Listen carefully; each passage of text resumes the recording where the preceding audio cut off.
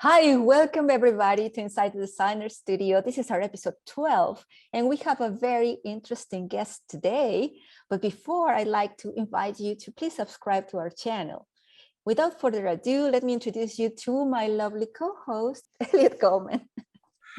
Hi, Veronica. Nice to see you again. Hope things are great in Boston. Today we have a really special guest to me.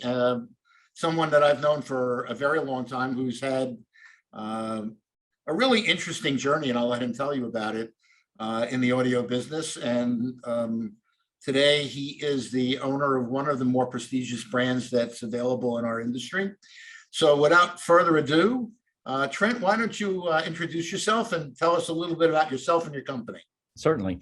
My name is Trent Suggs. I'm the president owner of Audioresearch Corporation. I acquired the company in September of 2020, and it was a really interesting ordeal. I should, ordeal is probably the best word to use. So out of the blue, the former CEO of the Macintosh Group and Audioresearch called me, and I really felt that they were just wanted to hire me. So I was previously at Audioresearch in 2015, 16, and part of 17 as a North American sales director. And we were in Eliot, you were one of our dealers at that point in time at down in Florida. And we were on a pretty substantial uptick in business. Unfortunately, they fired me in 2017, and I assumed that they were calling to hire me back. But then I was hit with a Mike Tyson left hook, and when Jeff Poggi asked me if I wanted to buy the company. So after long 9 months of negotiation, we pulled the trigger, and I bought the company in September of 2020.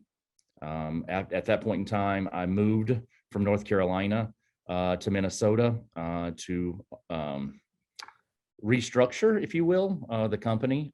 This is one of the few companies that I would ever be interested in actually buying again. So going back in history, in 2012, I sold my company, Audio Video Systems in North Carolina. And then shortly after that, I think that's when you and I first met, Eliot, was 2012. And I promised my wife and my family that I would never own another company. I owned and operated Audio Video Systems for 2 decades. We were in the CI business as well as high performance audio.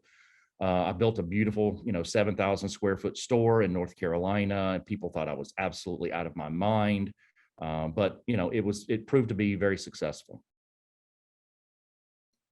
And we met from there. I mean, I also have a love for Audioresearch, even though I am not involved with them today. My journey with them, I'll put it out there so nobody's whatever. I was a dealer when Bill Johnson was alive. And at the time, in my opinion, this predates almost everything that people know in the high end today.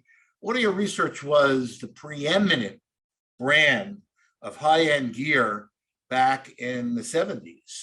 And trying to get in touch with Bill Johnson and become an Audioresearch dealer, it was trying to get in touch with the Pope. I mean, it was really, really intimidating and difficult. And the fact that I ever became a dealer and granted me access, and then had a meeting, because I was a young kid then too, and then him flying out with Nancy on their private plane to my little crappy store on Long Island. And, I had this journey with them for the good and the bad. There was a lot of bad there too. They almost went out of business a couple of times, and obviously had issues with parts and things like that. But I loved Bill and Nancy. We became very good friends. I not only sold the product through that store, which I sold, I was at, obviously the people know that I was at Lyric for a really long time, and we were one of, I don't know if we were the biggest dealer, but we were certainly a really big Audioresearch dealer back then, and then moved to Florida. And my journey with Audioresearch was very meteoric. We came down here, and I think my store reestablished this brand in Florida, and this is before Trent. And then I got, let's just change it. It didn't work out after that. I don't want to I don't want to say anything bad. It just didn't work out. And Right. eventually, Trent and I met when he was became back at Audio Research, and I became a dealer for someplace I was working. Blah blah blah blah blah, and whatever.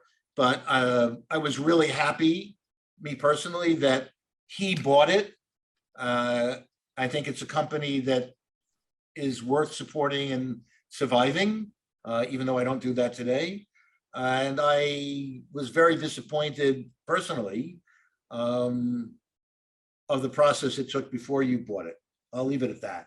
I don't think it was in the right hands. That's my opinion. And you may or may disagree, but it is what it is. Well, I mean, Audio Research, I mean, let's be frank here. I mean, when you're under the Macintosh umbrella, nothing really matters other than Macintosh, and, fortunately and or unfortunately, when you're dealing with private equity groups, it's a very simple process. It's reduce costs, increase profitability, and then flip it every 3 to 4 years, which we have just seen when Highlander purchased the Macintosh Group from LBO France.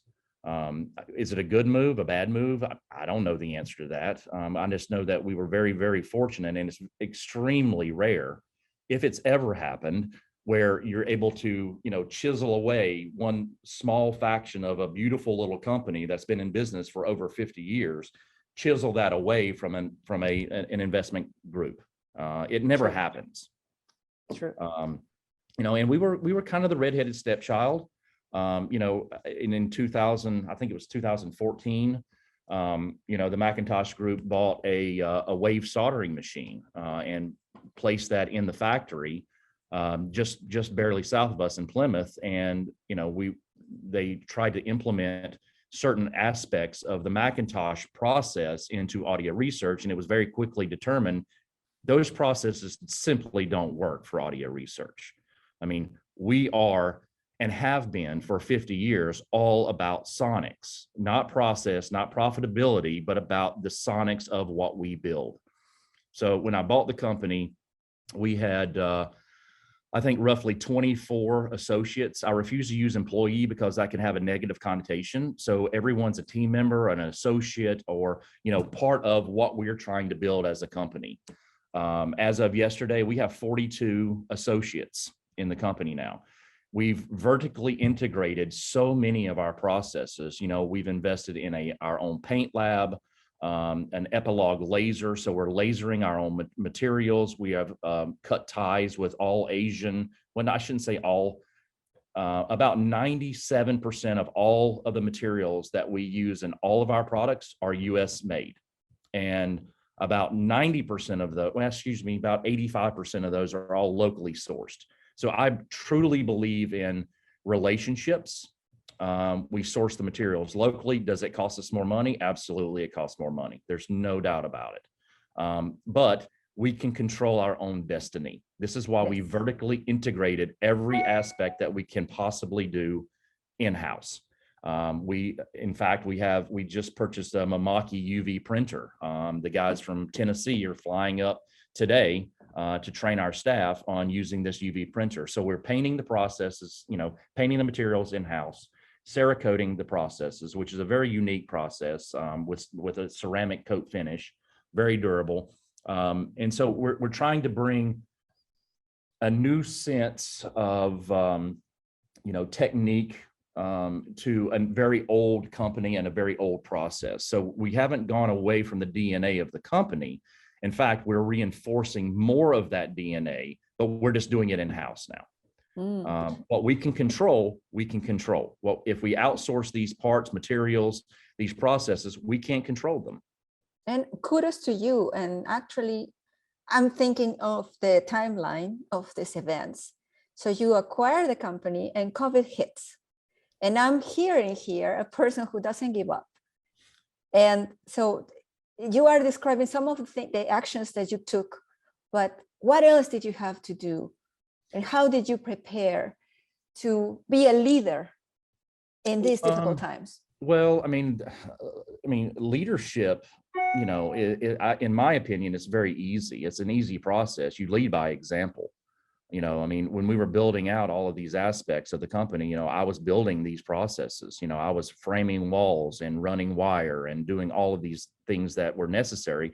And fortunately, with my background, I was an athlete as a younger man. And I played baseball. And baseball is a very humbling sport. If you fail 2 out of 3 times, you're going to end up in the Hall of Fame. Right? I mean, what other sport can you fail 2 out of 3 times and still end up as one of the better players in the history of the game? So, my wife, my family, my background, we just rolled up our sleeves and did it. And this is part of the culture, or the new culture change in audio research, when we've empowered all of the associates to do their job. We've taken everyone in the company, excuse me, everyone in the company salaried. There are no hourly associates in this company. I mean, name another manufacturer that does not pay, production workers by the hour. And my thought process is, we want to bring people in. We want to show them love. We want them to have consistency in everything that they do from a day-to-day basis. This builds incredible camaraderie. And by the way, our failure rate is less than 3%. That's incredible. I mean, for a handmade, hand-soldered, point-to-point wiring product, our failure rate's less than 3%. It's unheard of. And how did it start your love for music that you decided to go in the direction of audio? Yeah, so that's a really interesting question. So I was an only child growing up, and my father turned our garage into a billiards room, which, by the way, got me through college because I was a pretty good billiards player. And we had a small Pioneer stereo with a turntable, and I would just play pool and listen to records all the time when I wasn't on a ball field, whether it be football, basketball, or baseball. So I grew to learn and love music from the 70s. And my wife gets so frustrated with me because every single time a tune comes on, I know every single lyric to every song from the 70s and the 80s. And what about the dance moves? Of course. We love to dance. In fact, my wife just turned 50, and we had a surprise birthday party, and that was quite the event. We had a great time, and there was lots of dancing and lots of camaraderie. It was a wonderful evening. Eliot, your turn. So why don't we start with some of our questions? So Trent, what sound do you love? In what regard? Any regard. Any regard. Well, look, music is emotion. It's an answer. It's like, it could be anything from the wind, the ocean, a guitar, a piano. What do you love? I mean, music is emotional, right? I mean, it is emotions. It brings you, and it takes you back in history when you memorize, certain things in your life. And for me, it started when I was very young, in my, 8, 9, 10 years old, and my first LP I ever purchased was Another One Bites the Dust from Queen. I remember that vividly on a little 78. So what do I like? I love every genre of music. I think whatever makes you feel good, whether it's the Bee Gees or it's Led Zeppelin, or it's Hank Williams. I love all music. I would not consider myself an audiophile, to be quite honest with you. I'm just a lover of music. I don't critique, what people listen to, or the sonics of certain things. I mean, we do this, and the goal of audio research obviously is just to reproduce whatever was recorded in whatever age and genre it may have been recorded in. My father was in veterinary medicine school in Tuskegee, Alabama, so I mean, I was raised by a nanny, Miss Grimmett. So I grew up with a Black family. I mean, I had collard greens and cornbread for breakfast every morning, and the Commodore started in Tuskegee, Alabama. And my dad, at a little tiny bar, when he wasn't working third shift in a master's factory, he went and watched Lionel Richie and the Commodores. I mean, how cool is that? Very cool, actually. Very cool. I mean, I don't consider myself an audiophile either. I'm not even a big fan of the term. I mean, I got into audio because I loved music, and I'm about the least technical person that's out there. And my experience through my whole life is that none of this technical stuff really has ever shown me that it's brought me closer to the music. Maybe it's because I don't understand it, and that's okay. But like my first, well, maybe not my first, but my first serious electronic component that I bought, meaning something that wasn't a receiver or thing like that, was an Audio Research SP3A. And it changed my whole viewpoint of what was possible, okay? That piece cost me a whole ton of money. And yeah, well, it's $495 well, I think it was $695 when I originally bought it. in 1973. I don't know if it was 73. It might have been a little later than that. I'm really not positive, but Right. At the time I had a pair of Braun LV1020s with these this wasn't my first system, but when I say my first significant thing, because I had owned a lot of stuff, because I'd worked in stores a little bit then. And I had a pair of Braun LV1020s, which were these tri-amplified, beautiful wood boxes that were on a stand.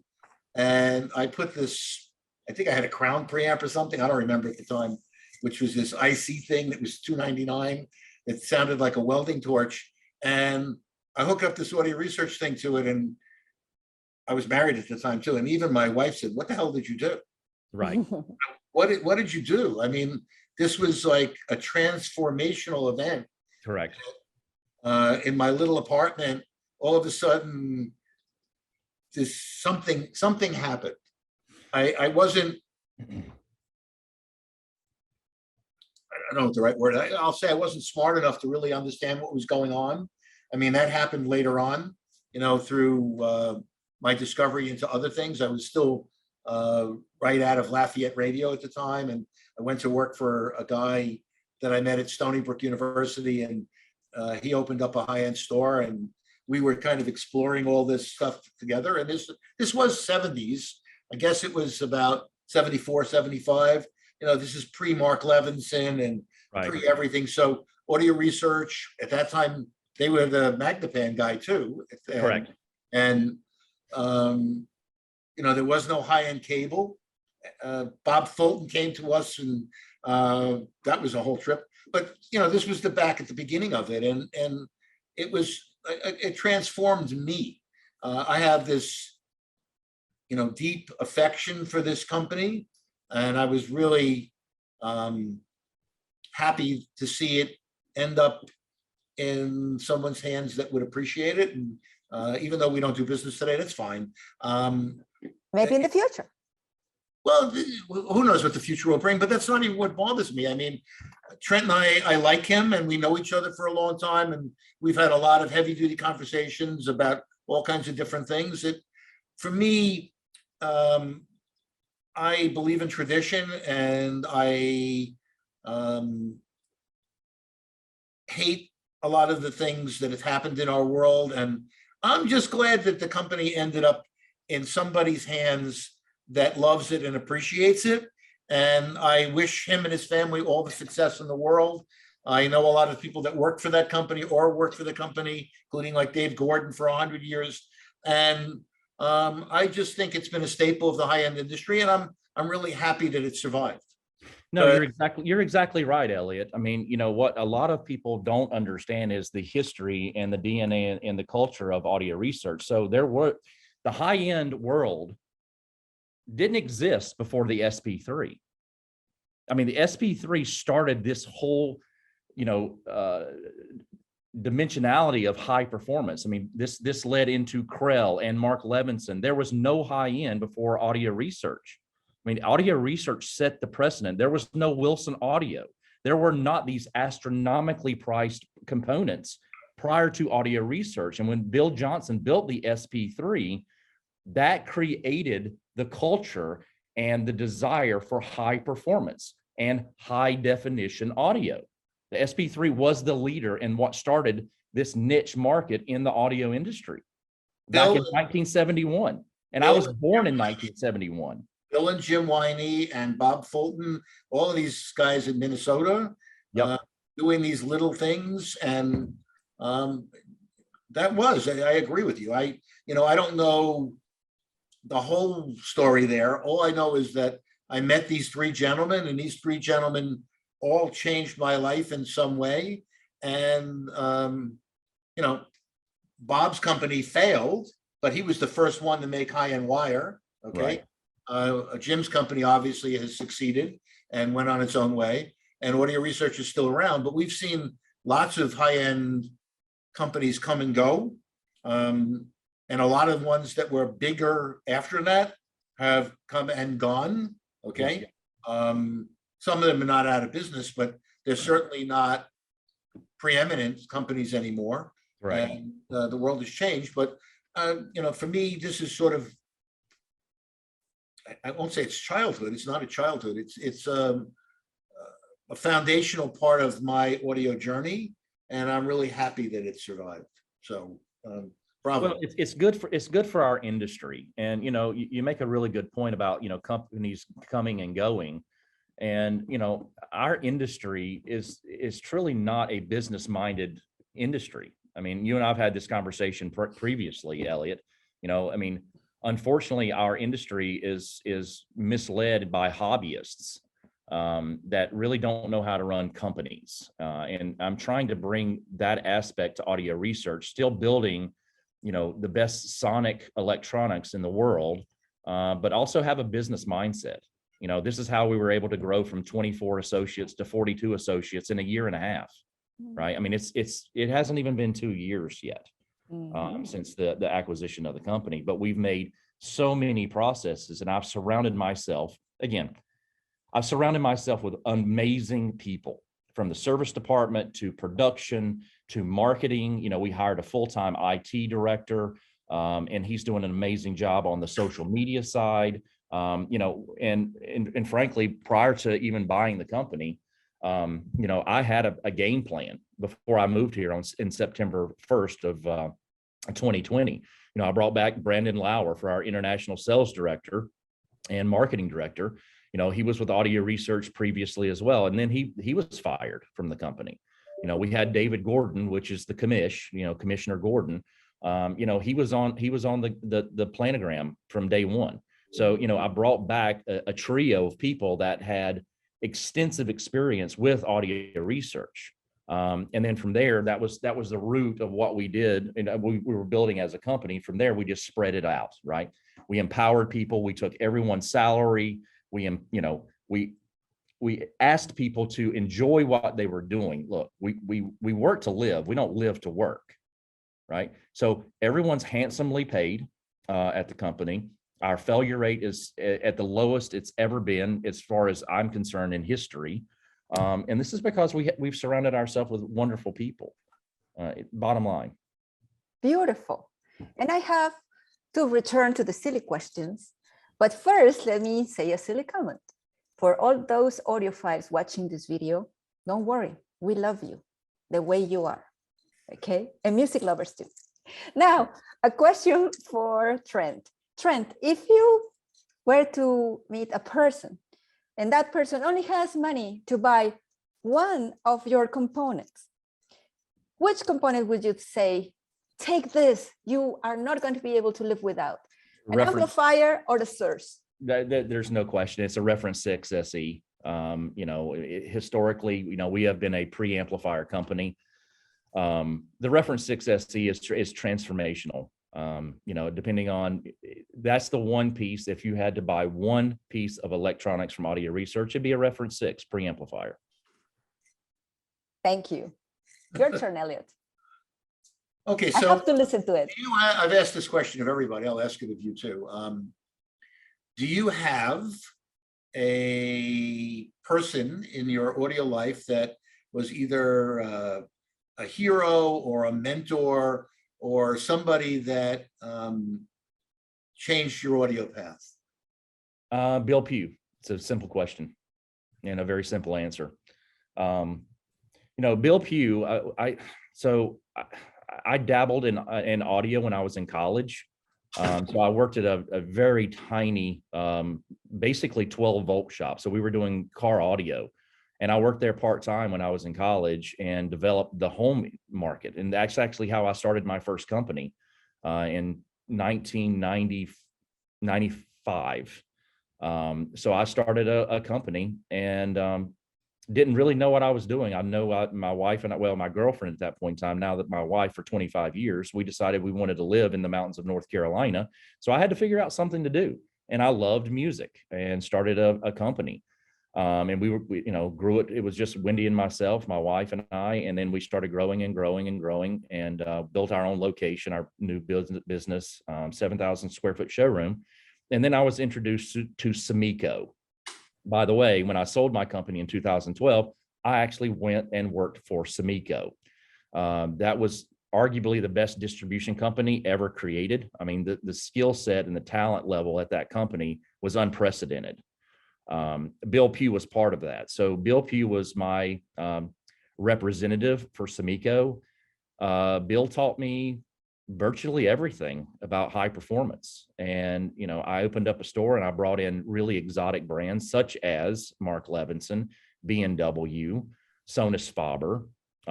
And, he taught me everything that I know. So he was my mentor and I would say probably my hero in this industry. Mm. On the same token, in the present, who would you like to collaborate with? Is there anyone that you would like to, I don't know, go to a trade show with, a personal favorite? Well, there is certainly the audio mafia, right? So, I mean, audio research is synonymous with Wilson Audio, DCS, Transparent. It just so happens that, most of our retailers in North America, and let's be frank here, I mean, we're still a very small company and we have very limited distribution. I think we only have 40 dealers in all of North America. So it's a very close-knit family. So collaboration is, in the eye of the beholder, right? But we typically are in alignment with those certain brands that I just mentioned.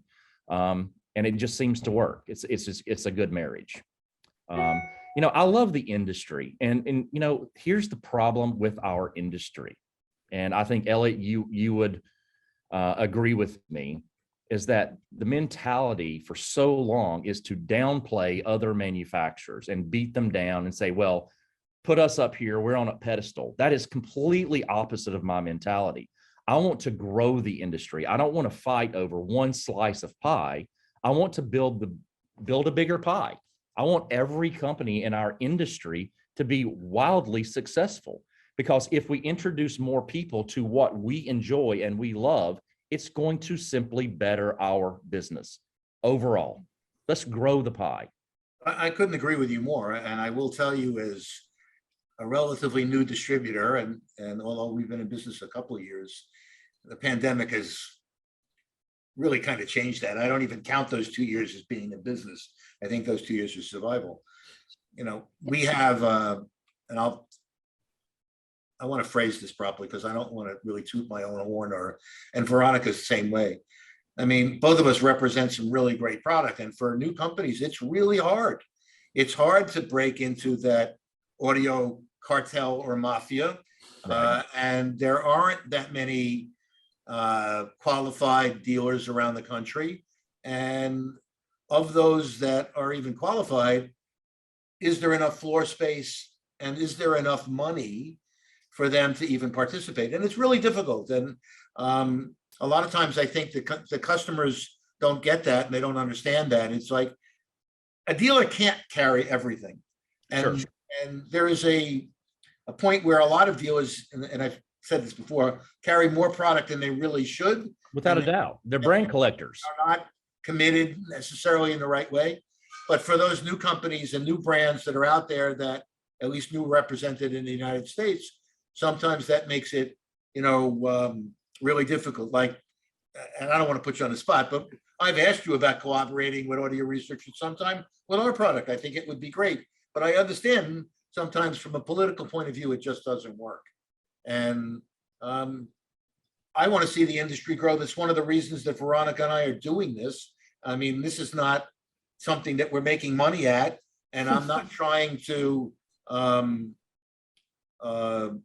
do anything other than introduce to the viewership, which I hope grows, and I hope it grows for lots of reasons, but I think it would be really important for it to grow to people to understand the people behind some of these products, and maybe that will influence not only their curiosity to find out about the products, but also to learn more about audio and music, which is really all about.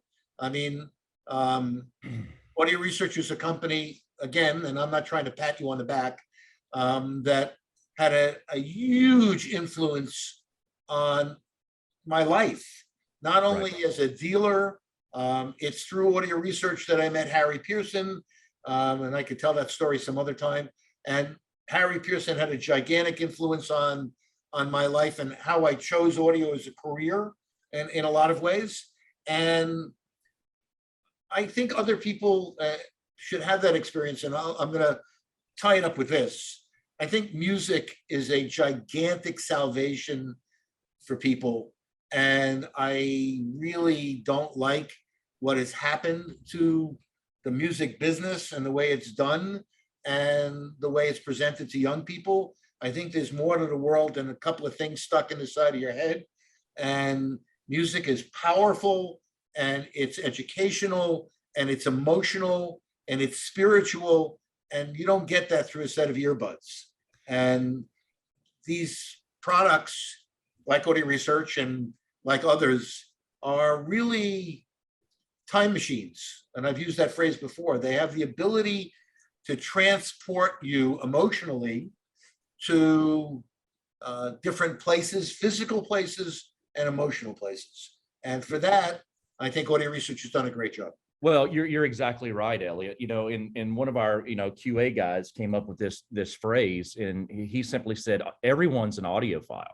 I mean, think about that statement for just a moment.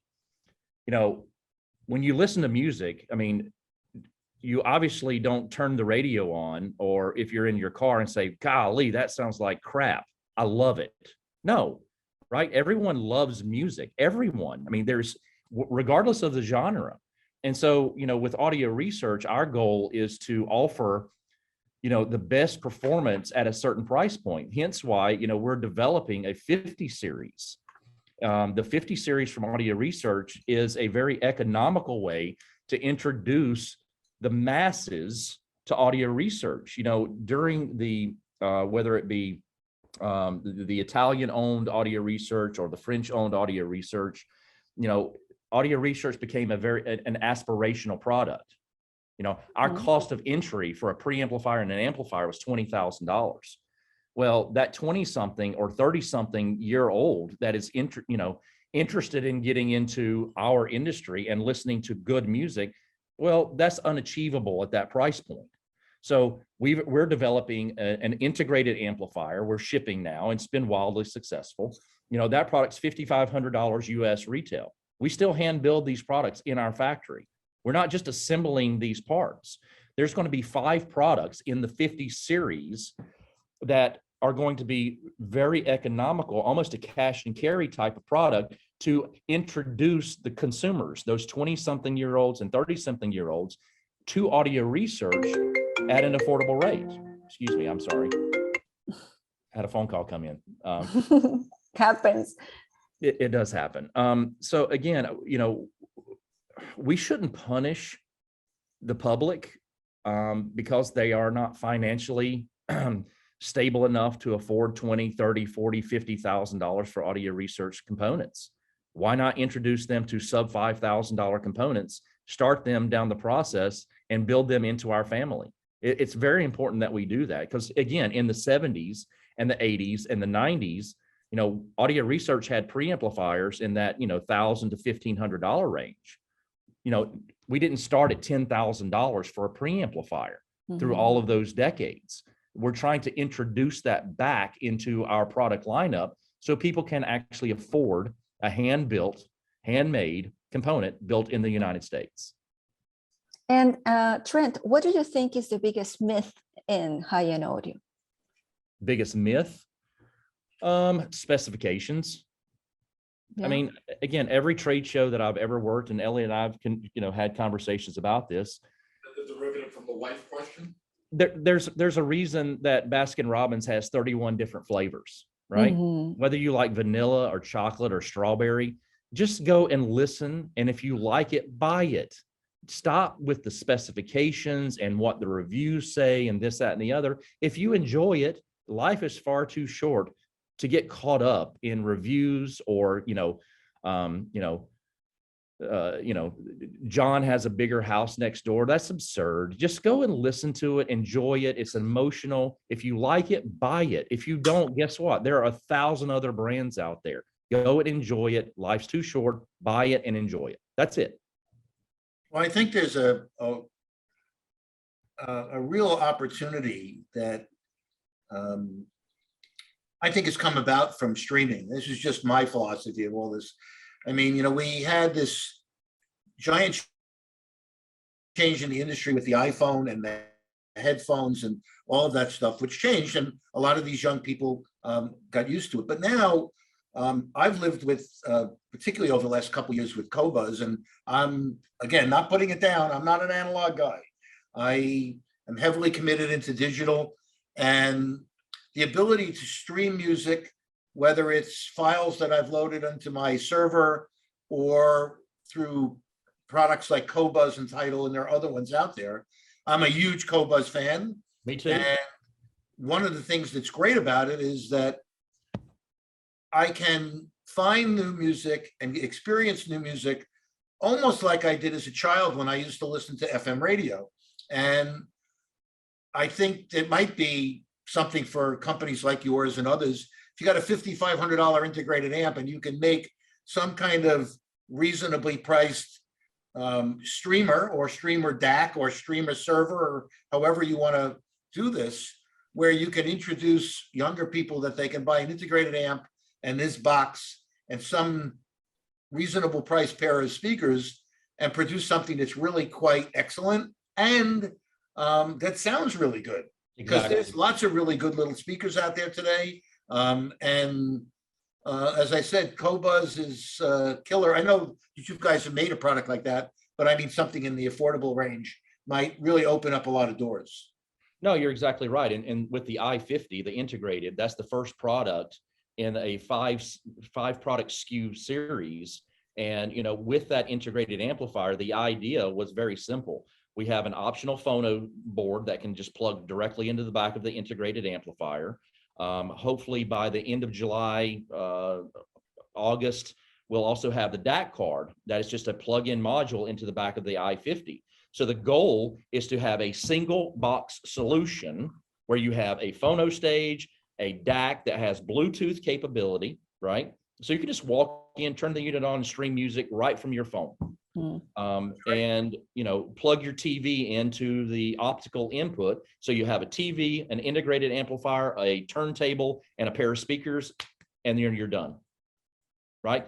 Super simple, very affordable, and it gives the same semblance of sonics that all of our audio research products have, just at a much, much lower cost. Let me ask one more question about products, since our viewers are probably a lot of them on the other end of the spectrum. So what do you see? I know we talked a little bit about this in Munich, so I'll give you the opportunity to talk about it. What's next coming in the high end from your company?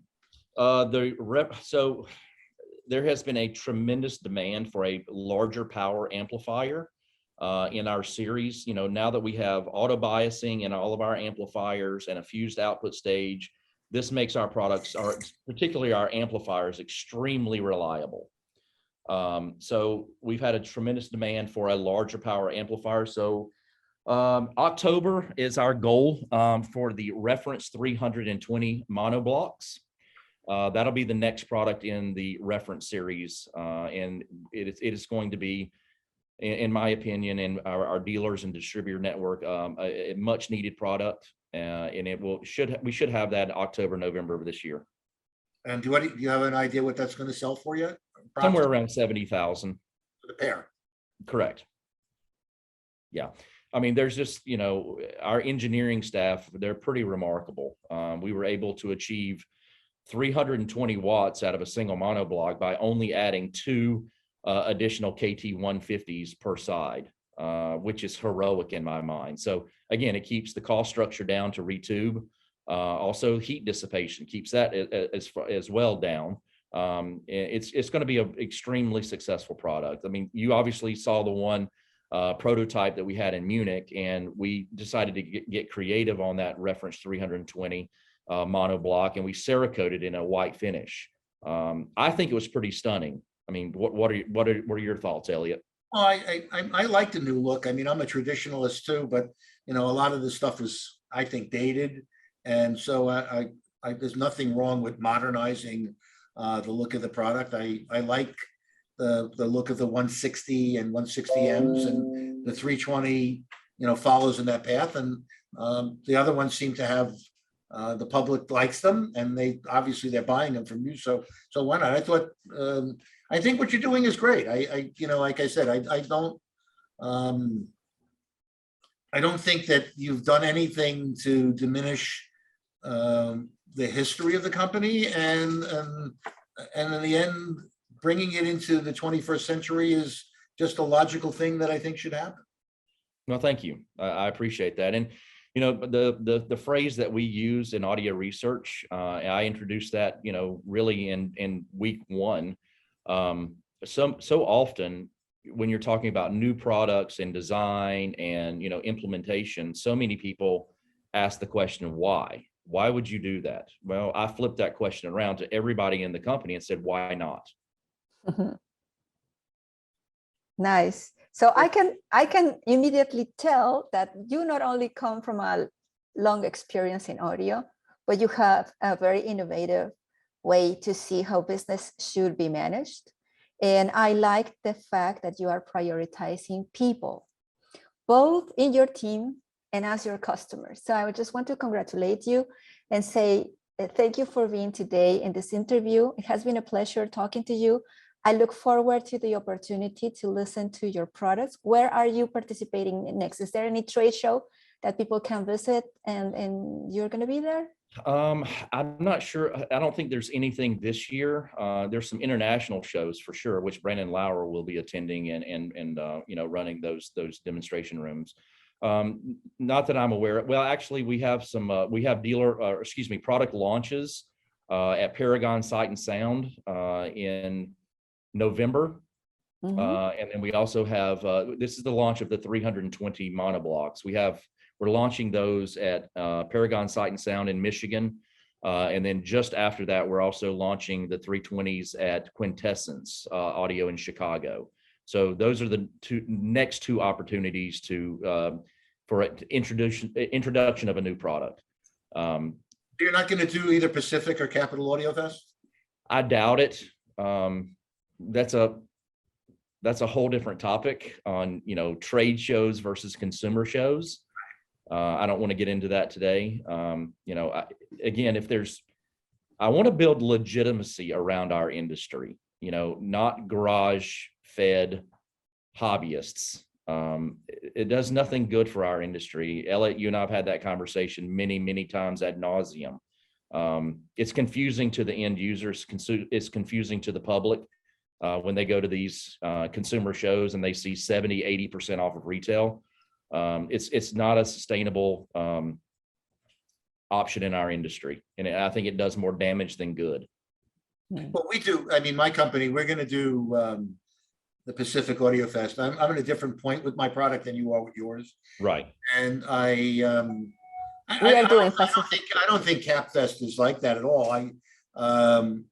Or Pacific is a new show, so I don't know. And then I do Expono. For everybody watching, thank you very much. I hope you have enjoyed this interview as much as we did. Stay well.